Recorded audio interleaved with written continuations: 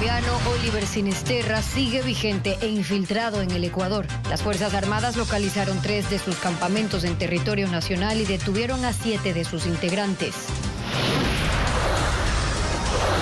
El crimen de la fiscal Alexandra Bravo en Manta pone el acento en los asesinatos de funcionarios judiciales. Desde el 2020 se han registrado 40 atentados contra fiscales, jueces y operadores de justicia, según el Observatorio de Derechos y Justicia. La muerte de Mónica Silva traspasa las fronteras. La Cancillería pidió la cooperación de Argentina y Polonia con asistencia de peritos para garantizar las investigaciones. 180 días durará la intervención del Comité Olímpico Ecuatoriano, según confirmó la persona designada por el Ministerio de Deportes. La inflación medida en mayo fue la más baja del último año y medio. Según el INEC, significa que hubo bienes y servicios que bajaron de precio, uno de ellos, la electricidad. Buenas tardes, amigos. Iniciamos con la información este martes 16 de junio. La disidencia de las FARC, Oliver Sinisterra, responsable del atentado terrorista en San Lorenzo en el año 2018 y el asesinato del equipo de diario El Comercio, sigue infiltrada en territorio ecuatoriano. Pedro. Así es, Estefi, amigos, ¿qué tal? Recuerden que pueden seguir el noticiero en Ecuavisa Play y en ecuavisa.com. Este lunes el ejército detuvo a 7 integrantes de esa organización con armas, municiones, entre otras evidencias, en un campamento clandestino en el cantón Eloy Alfaro, en Esmeraldas. Paul Romero tiene el informe. La detención de 7 integrantes de la disidencia de las FARC, Oliver Sinisterra, en Juan Montalvo, cantón Eloy Alfaro, Esmeraldas, muestra que su infiltración en territorio ecuatoriano ha sido constante desde 2018. Ese año, este grupo se atribuyó el atentado a las instalaciones de la policía en San Lorenzo, así como el secuestro y asesinato de los 3 integrantes de diario El Comercio, cuando lo comandaba Walter Arizala, alias Guacho. 8 años después, este grupo sigue vigente. Este lunes las Fuerzas Armadas destruyeron 3 campamentos clandestinos. Este grupo fue encontrado con material bélico, como son 2 fusiles, un fusil Galil, un fusil M4, ambos de calibre 5.56, una pistola Glock 9 milímetros, algunas escopetas calibre 12 Gauss, más de 900 cartuchos calibre 5.56 milímetros, varias municiones de bala U, y algunos pertrechos de intendencia que les permiten a ellos estar dentro de campamentos temporales móviles. Según inteligencia militar, este grupo armado colombiano controla el departamento de Nariño y opera en la frontera de Esmeraldas, especialmente en los cantones San Lorenzo y Eloy Alfaro, en los sectores de Candelilla, Mataje, Brisas de Mataje, El Derrumbe, La Isla y Juan Montalvo, en actividades de narcotráfico y minería ilegal en alianza con grupos criminales ecuatorianos como los Tiguerones y los Lobos. Tiene aproximadamente 350 hombres armados para combate y una red de milicianos en la frontera común. Actualmente es liderado por Eliezer Ramírez Cortés, alias Albeiro. Informes oficiales revelan que su penetración se extiende hasta las minas de Buenos Aires, Imbabura. En enero de 2024 fue detenido en Ibarra Carlos Landazuri, alias Gringo, quien asumió el liderazgo del Frente Oliver Sinisterra tras la muerte de alias Guacho.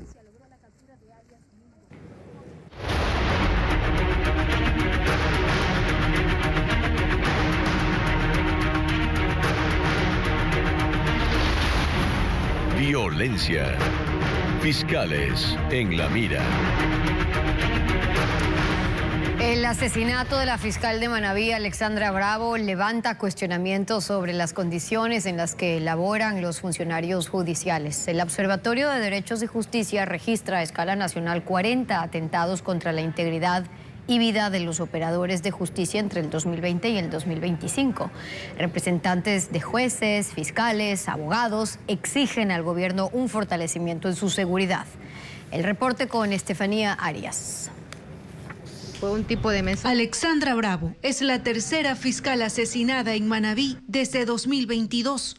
A escala nacional, el Observatorio de Derechos y Justicia registró 40 atentados contra la integridad y vida de los operadores de justicia entre 2020 y 2025. En ese periodo, 3 jueces y 12 fiscales fueron asesinados. Casos que golpean a un sistema de justicia que viene advirtiendo el peligro que corren al llevar casos de alto riesgo, quedando expuestos al crimen organizado. Los jueces y fiscales y operadores de justicia tienen amenazas constantes. Un juez, un fiscal en este momento ya es una persona secuestrada, por cuanto no tiene vida social, no puede salir con su familia a ningún lado.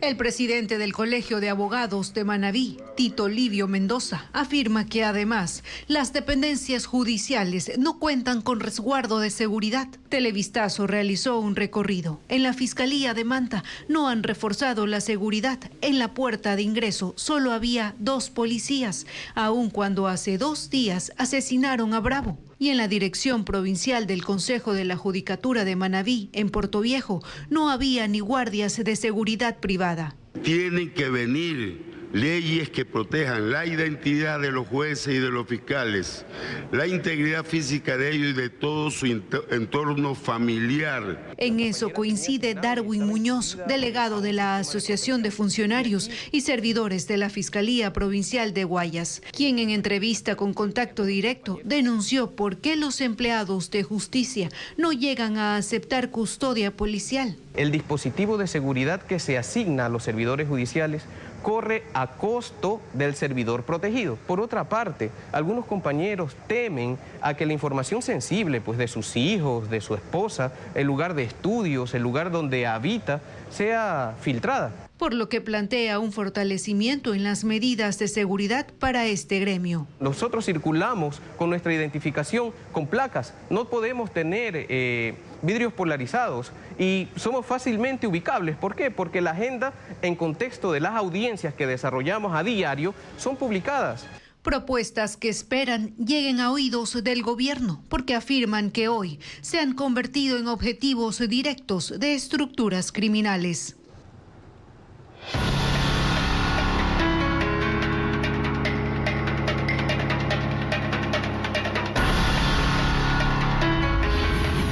Mónica Silva, Eco Internacional. La muerte de la activista anticorrupción Mónica Silva genera varias repercusiones internacionales. Argentina enviará 2 peritos forenses como veedores por este caso. La Fiscalía de Polonia también abrió una investigación y pidió a Ecuador preservar todas las pruebas. Merlin Ochoa informa. El fallecimiento de Mónica Silva pasó rápidamente de ser una muerte local en Montañita, comuna de Santa Elena, a un caso de conmoción nacional y ahora con repercusiones internacionales. ¡Justicia para Mónica! Este lunes, a una semana de que la activista anticorrupción polaca de 41 años fuera hallada sin vida, comuneros y amigos organizaron una marcha desde Manglar Alto hacia Montañita para exigir justicia. Casi a la misma hora, la Cancillería ecuatoriana informó en su cuenta de X que Ecuador solicitó cooperación a Argentina y Polonia para obtener asistencia de veedores y médicos forenses independientes e imparciales que contribuyan a garantizar transparencia, objetividad y rigor en las investigaciones. El documento señala que la Corte Suprema de Justicia de Argentina enviará a 2 médicos forenses como veedores técnicos, aunque aún no se ha confirmado cuándo llegarán, cuánto tiempo permanecerán en el país o exactamente cuál será su participación. Polonia, según el documento, aún no responde. Sin embargo, el 12 de junio, la Fiscalía de ese país anunció en su sitio web que abrió una investigación por homicidio involuntario y solicitó cooperación jurídica a Ecuador para acceder a las evidencias recopiladas y garantizar la conservación de las pruebas que permitan esclarecer las circunstancias de la muerte de Silva. La semana pasada, la Unión Europea pidió una investigación rápida, independiente y transparente, algo de lo cual se hicieron eco también otros organismos locales. Incluso la Comisión Interamericana de Derechos Humanos con sede en Washington concluyó que el Estado debe incluir dentro de sus líneas de investigación las actividades de defensa y denuncia como posible móvil. El caso también ha sido recogido por el medio público británico BBC, que la semana anterior enfatizó el pedido de colaboración internacional. Mientras tanto, el cuerpo de Mónica permanece en la morgue de Santa Elena. Según conoció Ecuavisa, una nueva valoración señala que no se descarta el estrangulamiento como causa de muerte. Cristian Zamora, alcalde de Cuenca, continúa en funciones luego de presentar un recurso de aclaración a la sentencia que le suspende sus derechos políticos por 6 meses. Él señaló esta mañana que no apoyará a un candidato en conjunto con el correísmo. Diego Puente con ese reportaje. A 6 meses de las elecciones seccionales, el alcalde de Cuenca, Cristian Zamora, descartó una alianza con el correísmo para impulsar un candidato en común para esa ciudad. Esta mañana, en el programa Contacto Directo en Ecuavisa, Zamora dijo que no habrá alianzas con la Revolución Ciudadana por diferencias políticas. Yo no me pertenezco a ese partido político, yo soy un hombre de centro izquierda y en ese sentido esa es mi formación ideológica, ya vemos así.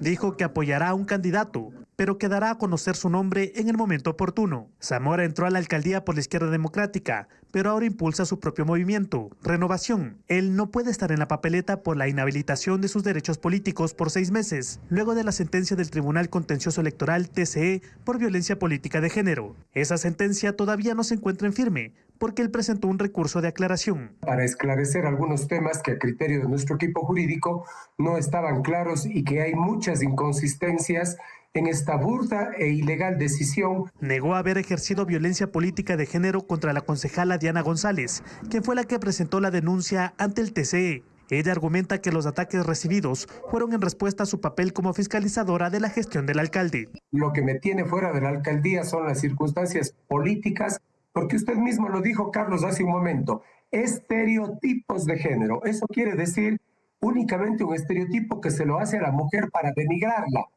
No porque fulana se puede decir a un hombre fulano, y eso no es un estereotipo de género. González ha señalado que la denuncia la presentó luego de una serie de epítetos en su contra que fueron más allá de la palabra fulana. Esta mañana también mencionó que Zamora ya debe dejar la alcaldía independientemente del recurso de aclaración que el TCE todavía no trata, para que asuma a Adriana Peñalosa como alcaldesa subrogante. La sanción impuesta al alcalde de Cuenca por incurrir en violencia política de género sirve para rememorar otros casos en los que también han existido insultos y frases peyorativas, pero en los que las sanciones no han sido tan drásticas. María Cecilia Larragacha con el informe. El espíritu de la ley es incuestionable. Elevar el nivel del debate político, proteger a las mujeres, garantizar un espacio seguro en el debate público. La violencia política de género está tipificada en el Código de la Democracia y constituye una infracción electoral muy grave, tanto como para que el infractor pierda sus derechos políticos. La pregunta es, ¿cómo calificar la gravedad de un insulto? Hay formas. Es más grave el insulto personal que el genérico, y por otro lado hay insultos que afectan a la dignidad de la persona, insultos que tienen contenido sexual o racial. Pero esto que parece tan directo en la práctica tiene caminos sinuosos. Para quienes juzgan, por ejemplo, decirle a alguien fulana implica la más grave de las faltas y por ende de las sanciones. Pero decir traidora, no tanto. A una traidora que ya está destituida por ese caso. O desquiciada. Es que está desquiciada porque Mónica Palacios es una desquiciada. O machista y misógino. O varias cosas más. Pendeja, sinvergüenza, vaga, te me lavas del hocico. En todos estos casos no ha habido ni procesos ni sanciones. Y los ejemplos siguen. Hago a la presidenta del Club de la Lectura que se calle. Le ruego, se le va a volar la dentadura. Yo fui víctima de violencia política de género y también por mi edad. El asambleísta Castillo sí fue sancionado con 30 días de suspensión, no con la pérdida de los derechos políticos, aunque la sanción no fue por este, sino por otro altercado en el Pleno. Rebajar el debate político, rebajarlo al nivel de la calle, de los plazuelas que gritan y se insultan como adolescentes. Pero hay una ley justamente para regular esto. En realidad lo que vemos es que no se aplica la misma manera de juzgar. y que depende del partido político que esté para que haya o no investigaciones, mientras que en otros casos se hace de la vista gorda. Es la política ecuatoriana, con leyes, con regulaciones y también con cálculo electoral. El presidente de Estados Unidos, Donald Trump, dice que la siguiente fase de la negociación con Irán será más sencilla y que está dispuesto a leer el acuerdo palabra por palabra para que no quepa duda sobre su contenido. Los líderes del G7 reunidos en Francia esperan claridad sobre el documento, mientras que una parte de la sociedad iraní opuesta al gobierno cree que el acuerdo con Estados Unidos le da respiro a un régimen absolutista o violador de derechos humanos. Las 7 potencias más industrializadas del mundo abrieron su cumbre en Francia a la participación de otros gobiernos en tiempos cruciales para la paz en Medio Oriente. El preacuerdo que se firmará el viernes entre Estados Unidos e Irán está en la agenda de esta cita, donde se espera tener más claridad de los alcances del documento, que en principio establece un alto al fuego, así como la apertura del estrecho de Hormuz al tráfico marítimo internacional, tanto comercial como de gas y sobre todo de petróleo. Es un documento excelente, dijo esta mañana Donald Trump, y añadió: no solo lo publicaré, sino que quizás dé una rueda de prensa y lo leeré palabra por palabra para que sea cubierto con precisión. Ahora pasa a una segunda etapa, que creo que en realidad será más fácil. A partir del viernes correrán 60 días para negociar la paz total. Para Estados Unidos es fundamental asegurar que Irán no tenga acceso a armas nucleares ni ahora ni nunca. Para Irán, ningún acuerdo estará completo si su enemigo, Israel, no deja de atacar a sus aliados de la guerrilla de Hezbollah en Líbano. Eso es una parte fundamental del fin total de la guerra, declaró el ministro de Exteriores iraní Abbas Araghchi. La sociedad iraní también espera el fin de la guerra, aunque facciones de oposición cuestionan que el acuerdo con Estados Unidos no exige mejoras democráticas y le da oxígeno al régimen islámico contra el cual se levantaron en enero en una serie de protestas que dejaron miles de muertos por la represión, más de 10.000 detenidos y a unos 30 les han aplicado pena de muerte bajo cargos de atentar contra la seguridad nacional. De hecho, otros 2 condenados fueron ejecutados en la horca este martes en Teherán. Más adelante en Televistazo hablamos sobre otros temas, pero antes, Kansas City en Missouri es una de las sedes del Mundial de Fútbol. Esta ciudad, que está ubicada en la región central de los Estados Unidos, es famosa por su barbecue, pero también por su pasión, el jazz. María Cecilia Largacha nos muestra más de esta urbe en la que se jugarán 6 partidos de la Copa Mundial de Fútbol.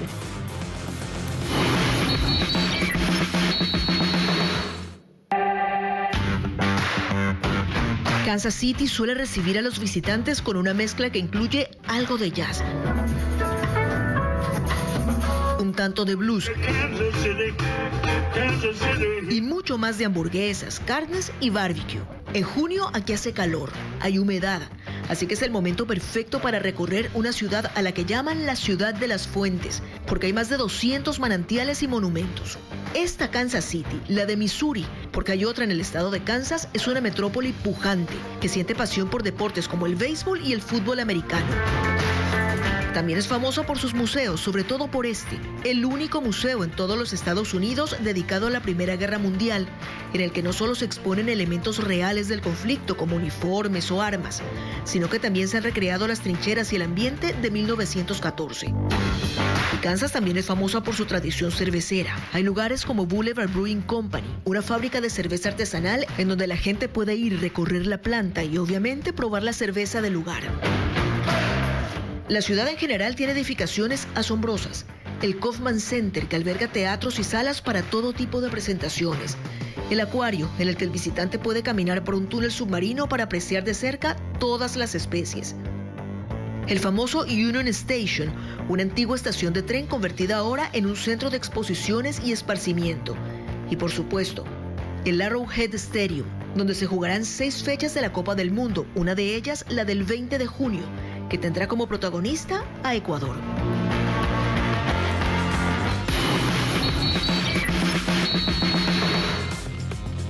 Y los hinchas de Cabo Verde celebraron como victoria el valioso empate ante España en su debut mundialista. Y los festejos no eran para menos, ya que no solo obtuvieron un punto valioso, sino que fue en su primer partido en un mundial. Esta es la primera vez que clasifican y claro, fue el primer punto conseguido en una Copa del Mundo. Los aficionados se reunieron en las calles con sus camisetas, banderas y cánticos. Vieron el partido en pantallas gigantes y sufrieron también con la llegada de la selección española y fueron imbatibles. Los hinchas celebraron hasta la noche, algunos inclusive lloraron de la emoción ante este resultado histórico.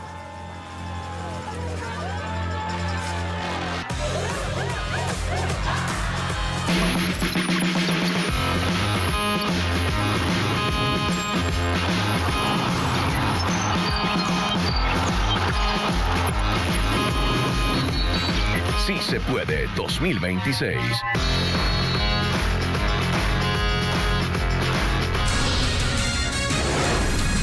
Más adelante en Televistazo, la guerra de Ucrania entra en la agenda del G7. Ya le contamos qué buscan los líderes de las potencias para terminar el conflicto.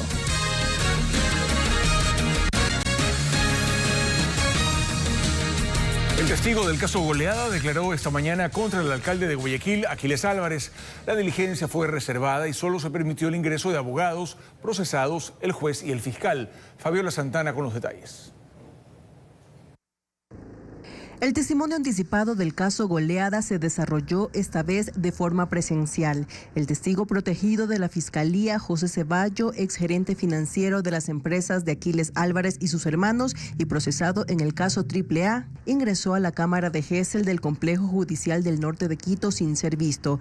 Desde allí, acompañado de un psicólogo, empezó su testimonio pasado de las 9 de la mañana. La diligencia no fue pública. Del otro lado de la Cámara Gesell solo estuvieron los abogados de las 17 personas y 9 empresas procesadas, el fiscal Denis Villavicencio y el juez anticorrupción Jairo García. Que alguien que coopera tiene que dar información que pueda ser corroborado por la Fiscalía. Esperemos que no suceda como en otros casos que ustedes conocen, en donde dicen cualquier cosa y nunca se toman la molestia de corroborar. Según conoció Ecoavisa, el testigo usó una pizarra para describir cómo funcionaba la venta de combustible, los segmentos de comercialización, las empresas que lo hacían y las compras de bienes de parte de las mismas empresas. Es casi la parte inicial de su testimonio, pues en la diligencia del viernes anterior intervino alrededor de 5 minutos y se suspendió. Al mediodía hubo un breve receso. Se prevé que el testimonio no pase de las 2:30 de la tarde, pues el alcalde tiene la audiencia de habeas corpus a fin de que se declare ilegal su detención y se ordene su libertad. En su primera versión, José Ceballos describió una estructura que usaba alias para justificar una supuesta delincuencia organizada. Ahora el delito que se investiga es lavado de activos producto de la presunta comercialización ilegal de combustible. Así que él ya ha dado 2 versiones, una versión y una ampliación, en donde va a tener que sostener la razón de sus dichos, ahora ya con documentación en el expediente. En las próximas horas se espera conocer más detalles.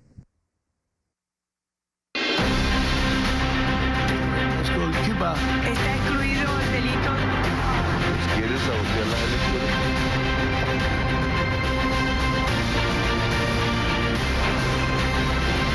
Mundo. Francia, Canadá, Alemania, Italia, Japón y el Reino Unido buscan que el presidente de Estados Unidos, Donald Trump, aumente la presión sobre Rusia para poner fin a la guerra en Ucrania. Y al mismo tiempo, el régimen de Vladimir Putin indica que está abierto a un diálogo directo con el presidente Volodymyr Zelensky. El presidente francés Emmanuel Macron, anfitrión de la cumbre, y sus socios europeos buscan convencer a Donald Trump de aumentar la presión sobre Vladimir Putin para poner fin a un conflicto que entra en su 5º año. Los gobiernos europeos aspiran a que Washington incremente su participación en la asistencia militar y financiera a Kiev, después de que gran parte de ese apoyo quedara pausado en marzo de 2025 y haya sido asumido casi en su totalidad por Europa. La presidenta de la Comisión Europea, Ursula von der Leyen, sostuvo que la situación en el conflicto está evolucionando a favor de Ucrania. Afirmó que se encuentra en una posición más fuerte que hace un año, mientras que Rusia está sintiendo cada vez más presión económica como consecuencia de las sanciones occidentales. El portavoz del Kremlin, Dmitry Peskov, aseguró que están abiertos a un diálogo directo con el presidente Volodymyr Zelensky y que puede viajar a Moscú. Pero esto solo será posible cuando los negociadores de ambos países logren consensos sobre un eventual alto al fuego, garantías de seguridad y la cesión de los territorios ocupados del este de Ucrania. También informó que aún no existe una nueva fecha para la visita de Steve Witkoff y Jared Kushner, enviados especiales de Donald Trump. Mientras tanto, el presidente de Estados Unidos, Donald Trump, mantuvo hoy una reunión con el emir de Qatar y abordaron, entre otros temas, el preacuerdo de Washington y Teherán que se firmará el viernes. Esto en el marco del G7. Trump afirmó además que no está contento con la forma en que Israel ha manejado la situación en Líbano y reiteró que bajo ninguna circunstancia permitirá que Irán desarrolle armas nucleares. Los líderes del G7 confían en que este entendimiento contribuya a reducir las tensiones en la región, incluyendo a Gaza, Líbano y que se permite la reapertura del estratégico estrecho de Hormuz. 9 días después de la segunda vuelta en las elecciones presidenciales en Perú, el escrutinio está ya en su fase final y Keiko Fujimori se perfila como la ganadora. El organismo electoral ha procesado el 99% de las actas pendientes por revisar y la ventaja de la candidata derechista sobre su rival Roberto Sánchez se ha ampliado ahora a 35.500 votos. El margen de diferencia aún es estrecho y quedan 200.000 votos por escrutar. Sánchez ya ha propuesto un reconteo total de estos votos, pero Fujimori lo rechaza. Hoy en el Palacio de Carondelet, el presidente Daniel Noboa recibió al nuevo representante diplomático del Papa León XIV en Ecuador. Se trata de Monseñor Dagoberto Campos Salas, nuevo nuncio apostólico, quien cumplirá funciones similares a las de un embajador para fortalecer las relaciones bilaterales entre el gobierno ecuatoriano y el Vaticano. El nuevo representante de la Iglesia Católica entregó las credenciales al presidente de la República, Daniel Noboa, para ser oficialmente acreditado como nuncio apostólico de la Santa Sede en Ecuador.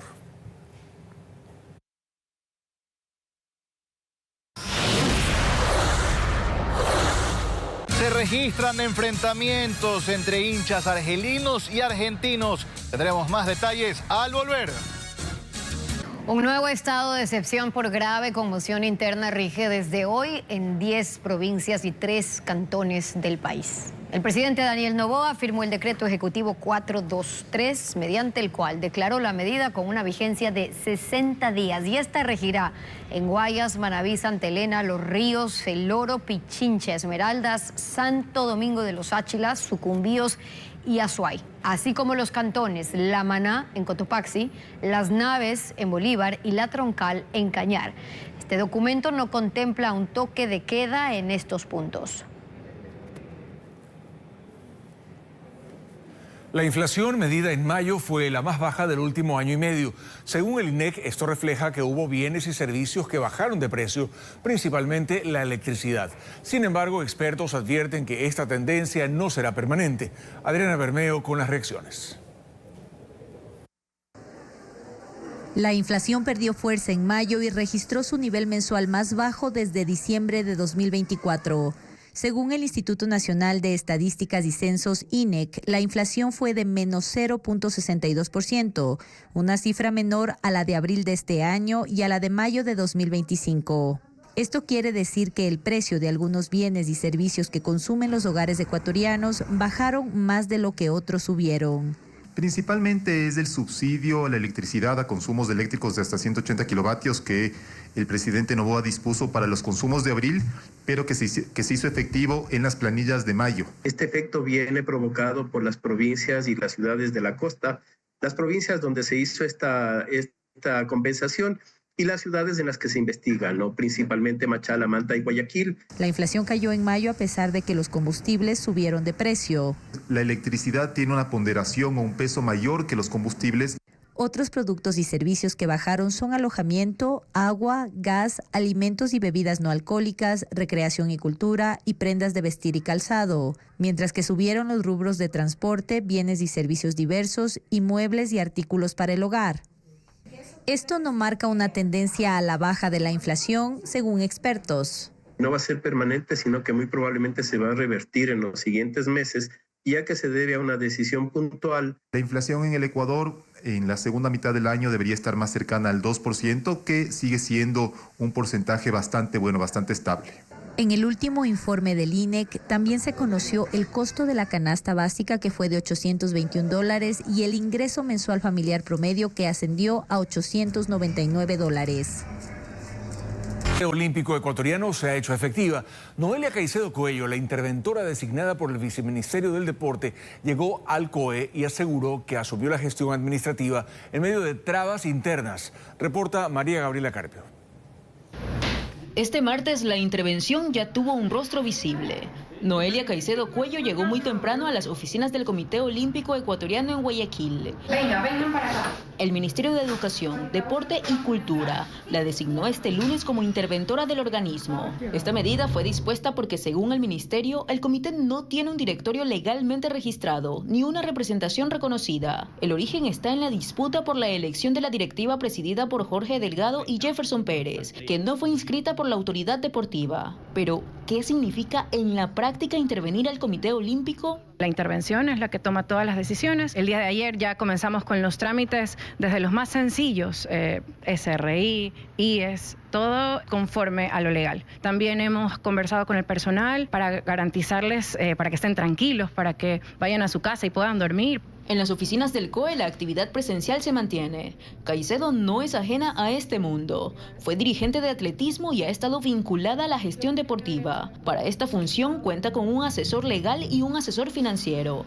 El plazo inicial de la intervención es de 180 días. En ese periodo la hoja de ruta incluye revisar la situación administrativa, reformar estatutos y convocar a elecciones. Sin embargo, el proceso, asegura, empezó con obstáculos. No tenemos acceso a las redes sociales del comité, no hemos tenido acceso al dominio del correo institucional, estamos bloqueados en ese sentido. Insiste en que la medida busca garantizar la continuidad de los trámites y la participación de los deportistas en eventos del ciclo olímpico. En ese sentido, el viceministro del Deporte, Roberto Ibáñez, sostuvo que la intervención se activó por acefalía, es decir, por la falta de un directorio registrado. Y ya con la interventora podemos entregar los recursos al Comité Olímpico Ecuatoriano, esperando cuáles van a ser las decisiones también del Comité Olímpico Internacional. Hasta el cierre de este reporte, ni Jorge Delgado ni Jefferson Pérez no habían dado una reacción oficial frente a la presencia de la interventora en las oficinas del COE. El alto costo de la gasolina súper ha hecho que muchos usuarios consideren la posibilidad de migrar a la gasolina extra o la Ecopaís. ¿Se puede hacer eso sin que el vehículo sufra ninguna consecuencia? Se lo contamos a continuación. Casi $6 por galón duelen. Así que la pregunta es inevitable. ¿Puede la gente cambiarse de gasolina? ¿Usar una de menor octanaje sin que el carro tenga problemas? La respuesta es depende, sobre todo de los años que tenga el auto. Los vehículos modernos normalmente son de una compresión mayor, por ende necesitan una gasolina de mayor octanaje para poder compensar mejor su funcionamiento. Los autos más viejos, estamos hablando de autos de 10 años, de 12 años, realmente el hecho de que se cambien a una gasolina extra no va a generar un problema en el auto. En lo que es recomendable utilizar gasolina super en vehículos de, digamos, del 2018 en adelante. Entonces, primer aspecto, la edad del vehículo. Segundo, la tecnología. Si usted tiene un carro con turbo, mejor no. Vas a tener un problema de carbones dentro del turbo, vas a tener problema de carbones dentro de la cámara de combustión, dentro de del cabezote, y eso a la larga va a generar un problema de acortarle la vida al motor. ¿Y los aditivos? ¿Sirve mezclar la extra o la eco con aditivos para mejorar la calidad? Sí te ayuda, sí, pero en vehículos, digamos, hasta gama media. Pero ya en vehículos de una gama más alta, sí es preferible ponerle más gasolina super. Y la gente que dice, le voy a poner la mitad eco, la mitad super. Eso relativamente te ayuda en algo, pero no es una solución, porque igual le estás colocando un combustible de menor octanaje con el cual no está diseñado para trabajarte normalmente el vehículo. Ahora, tampoco hay que irse a los extremos. Ponerle gasolina extra o Ecopaís ocasionalmente a un carro, por más nuevo que sea, por más turbo que tenga, no le va a causar problemas. Que si en alguna vez no tienes gasolina super, te fuiste a la playa y la gasolina en la playa solo tiene gasolina extra, ¿qué voy a hacer? ¿Voy a tanquear mi carro? Tanquéalo, no va a pasar nada. Si le pones extra una vez, 2 veces, 3 veces, 5 veces, no va a pasar absolutamente nada. Lo mejor es consultarlo con su mecánico y conversar el tema entre los tres. Usted, el mecánico y el bolsillo, que es el que casi siempre toma la decisión final. Amigos, gracias a todos por su sintonía. Recuerden que en ecuavisa.com también pueden encontrar los detalles de los partidos del Mundial de Fútbol. Y siga las noticias a toda hora en nuestras redes sociales y en Ecuavisa Play. Información verificada con el sello de Televistazo. Las noticias vuelven a las 19 horas. Los esperamos. Buena tarde.